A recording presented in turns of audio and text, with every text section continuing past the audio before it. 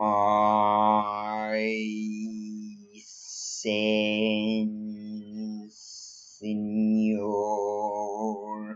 Ora that you want to see my top 10 favorite Pokemon.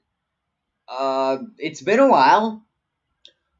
Haven't done this in a while. Just I don't know why. No reason really. I've been quite demotivated. Now back on script. I think every poketuber has to do this video at some point, so I'm doing it right now. Now, this is my first ever top 10, so this might be a bit, well, bad. Without further ado, here are my top 10 favorite Pokemon. Number 10. Inteleon. Inteleon is the latest water-type starter, and like all water starters before him, he was my first pick for a starter, and I had a blast using him with his high speed and special attack, not to mention that his design is really sleek, and the colors mash well together. All that isn't even including the Gigantamax from the DLC that looks so awesome, and I'd want it if its move wasn't so much less good than Max Geyser. You might notice that a lot of picks here are gonna just be members of my various teams from physical game copies. Number 9. Lycanroc Midnight Form. That transition, by the way, I wasn't sure what to do in these transitions, so I just try to represent, sort of, the Pokemon I'm gonna talk about. So, anyways, Lycanroc, again, is just a member of one of my teams. This time, my Moon team, which I have more memories from than my Shield team, which is why I put Lycanroc above Inteleon. Here's a fun story about Lycanroc. Lycanroc has 3 forms, as you know: Midnight, Midday, and Dusk. Midnight form is my 9th favorite Pokemon. I don't really care much for Midday either way, and Dusk form is my 2nd least favorite Pokemon, because it is a perfect example of one of my biggest problems with modern Pokemon. Someone, somewhere, up in the Pokemon Company, clearly prefers the first version of each set of games, and Dusk Form's design is a perfect embodiment of this problem. It is so much more similar to Midday Form than to Midnight Form, to the point where I started calling it just Orange Midday Form. Sometimes I add with a unique hairstyle, but I usually don't. Zarina. Zarina is a great Pokemon. I love its design and its role in the anime. Certainly the better fully evolved pure grass-type Pokemon from Generation 7. My only problem with Zarina is its move pool. It has such a small move pool that all I ended up using with it was Dropkick. I should say something positive. Oh, I know! How about the story of when Zarina helped me find my first ever shiny? Yeah, that'll do. So, there I was after completing the grass trial, which is its whole can of worms, and I wanted to add a grass type to my team. Zarina long before I even got the game, so I checked on Bulbapedia where Bounsweet are available, and found that they are only available in a certain portion of Lush Jungle. So I went there and started encountering random Pokemon. Mind you, this is before completing the game, so I couldn't have a shiny charm. This is full odds. And there it was, a green Fomantis. I had to contain my excitement as it was very early in the morning and my entire family was asleep. But when Ares, who is my brother, if you don't know, go check out his channel, Pokeers. When Ares woke up, I showed him my new Fomantis, and he was also just as shocked as me. Thanks, Zarina. Number 7. Alolan Marowak. I'm really not sure why I put this one above the other two. Something just made me like Marowak more than the previous two. Maybe it's the design, maybe it's the typing, maybe it's the name I gave mine, Dead Skull, which sounds really cool. Whatever the reason, I like Marowak a bit more than the other two. He was my fire-type choice for Moon when I realized I didn't have any Alolan form on my team, and I wanted to use one. Fire Ghost is a really interesting typing. By the way, I am aware Chandelure exists, but Marowak is just cooler. And to top it all off, his ghost typing is an Easter egg to the dead Marowak in Lavender Town. Number 6. Primarina. I swear this is the last entry from my Moon team. Well, what can I really say? It was my starter. Of course it's gonna be my favorite member of my Moon team. It disarming voiced the heck out of that Raticate and Hala's entire team. It destroyed Salazzle and Olivia's team. Heck, it was even the one who finally defeated that stupid Lurantis.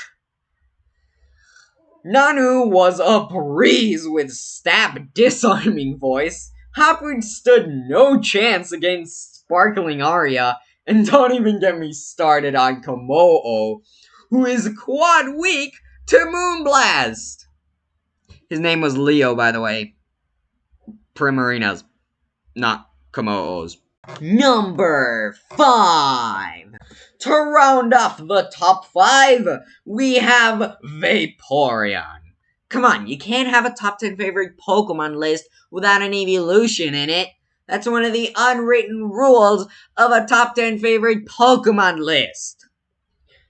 I'm not actually completely sure why I love Vaporeon this much, but I do know why I love it in general. It's a freaking awesome Pokemon, that's why! First, Eevee. Eevee is one of the coolest concepts they could think of.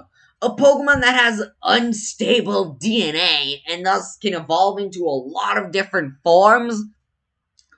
Next, Vaporeon is not only of my favorite type, he is also really cool and adorable at the same time. Hey, wanna hear how I got this? This is the plushie I got in my first convention, Icon Festival 2016. I went to Icon for 2 reasons. Seeing the TCG tournament that was there, and buying Pokemon merch. Apparently, you needed to pay money to see the TCG tournament, so I didn't go.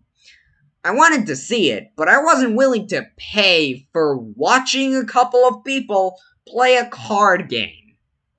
I only ended up buying 2 pieces of merch, an ash hat that was ripped almost immediately, and the only good thing to come out of this convention, this guy.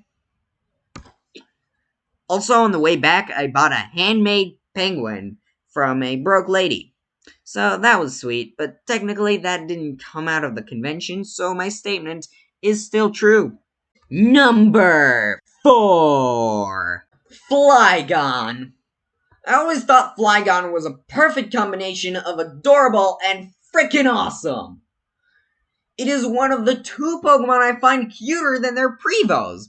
The other one being Vaporeon, sue me. But Flygon is significantly cuter than Vibrava. Vaporeon is only slightly cuter than Eevee.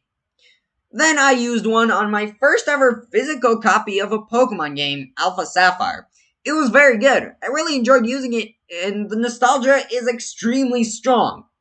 Not much else to say about Flygon, so on to the next Pokemon. Number 3. Swampert. Remember that Alpha Sapphire team I mentioned earlier? Well, I needed a starter, didn't I? That starter was Mudkip.